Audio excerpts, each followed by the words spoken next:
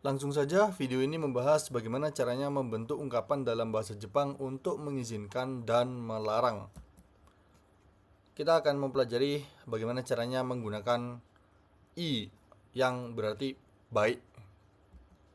Untuk mengizinkan melakukan sesuatu, kita dapat menambahkan mo i des di belakang kata kerja te ya. Nah, kata kerja bentuk T ya kan itu diikuti oleh mo, kemudian i, kemudian diakhiri oleh des ya. Ini tentu saja des ini berarti untuk kalimat positif ya, teman-teman. Dan jangan lupa berikan titik. Nah, seperti ini.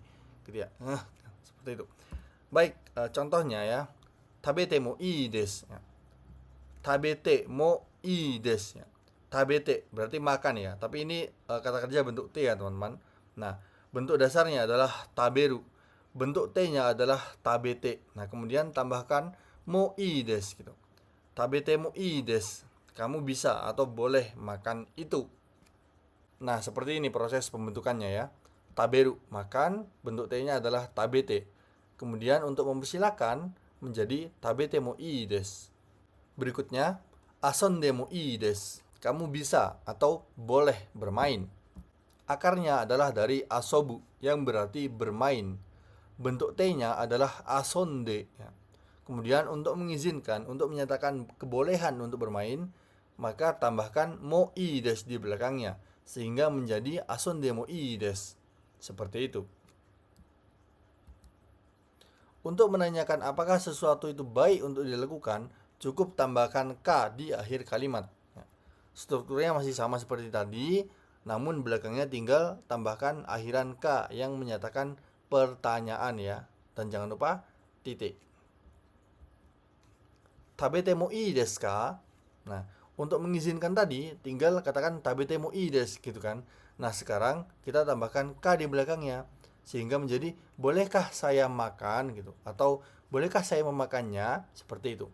Tabete mo ii desu ka? Contoh berikutnya.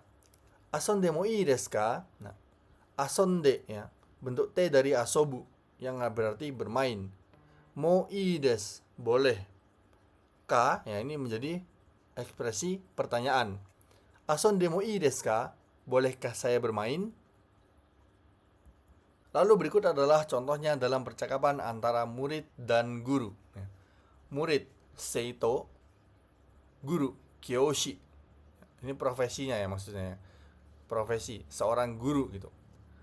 Seito, murid berkata, "Kono noto o mite mo ii desu ka?" Kono noto, nota ini atau catatan ini. Mite dari kata miru yang berarti melihat. Bentuk T-nya mite. Mite mo ii desu ka? Artinya dia menanyakan ya, apakah saya boleh lihat catatan ini? Seperti itu. Kemudian guru menjawab, "Hai, mite mo ii desu yo." Hai, ya. Mite mo ii desu yo. Kamu boleh melihat catatan ini kok. Akan tetapi teman-teman, jika guru yang menanyakan pertanyaan serupa, maka murid tidak semestinya menjawab dengan jawaban seperti ini ya teman-teman.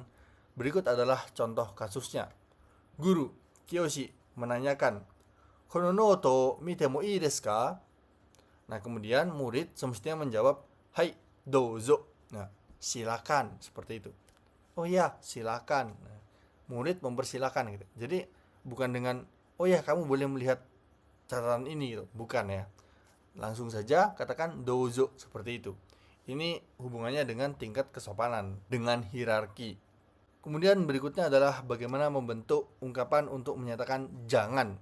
Caranya adalah dengan menambahkan wa ikemasen di belakang kata kerja bentuk T. Sebagai catatan, ini adalah ekspresi yang kuat dan biasanya digunakan oleh orang yang punya kuasa tertentu, seperti guru kepada siswanya, atau atasan kepada bawahannya, atau bos terhadap karyawannya. Berikut adalah contohnya. Taberu, makan. Bentuk T-nya tabete. Bentuk larangannya adalah tabete wa ikemasen. Jangan makan. Maksudnya adalah sore ya, jangan makan itu gitu. Sore o tabete wa ikemasen. Jangan makan itu. Kemudian contoh berikutnya, su menghisap ya, atau dalam konteks ini adalah merokok ya. Sutte ya, merokok gitu. Koko de di sini tabako, tabako itu rokok, sutte wa ikemasen. Tidak boleh menghisap atau tidak boleh merokok. Koko de tabako sutte wa ikemasen. Anda nggak boleh merokok di sini. Contoh berikutnya. Akeru, membuka. Bentuk T-nya akete. Contohnya dalam kalimat larangan. Tobira wa akete wa ikemasen. Tobira, pintu. Akete wa ikemasen, jangan membuka. Tobira wa akete wa ikemasen, jangan membuka pintunya. Contoh berikutnya. Neru, tidur. Bentuk T-nya adalah nete. Contohnya dalam kalimat. Nete wa ikemasen yo. Jangan tidur. Nete wa ikemasen yo. Nah, ada penekanannya tuh di sini. Makanya di sini kasih tanda seru seperti itu. Nah, kalau ini kan sangat tegang ya. Kesannya sangat tegang gitu. Untuk membuat yang lebih santai, ikemasen itu diubah menjadi ikenai. Polanya sama, kata kerja bentuk T diikuti oleh wa, kemudian diikuti oleh ikenai. Ungkapan dengan bentuk ini sifatnya lebih santai. Contoh pertama, otosu, yang berarti menjatuhkan. Bentuk T-nya adalah otoshite. Contohnya dalam kalimat, Sara otoshite wa ikenai. Sara, piring. Otoshite wa ikenai, jangan menjatuhkannya. Maksudnya adalah jangan menjatuhkan piring yang udah dicuci itu gitu.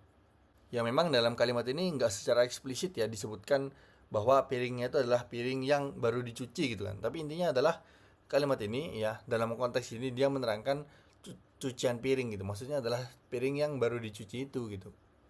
Kemudian contoh berikutnya. Wasureru, melupakan. Bentuk T-nya adalah wasurete. Kemudian contohnya dalam kalimat.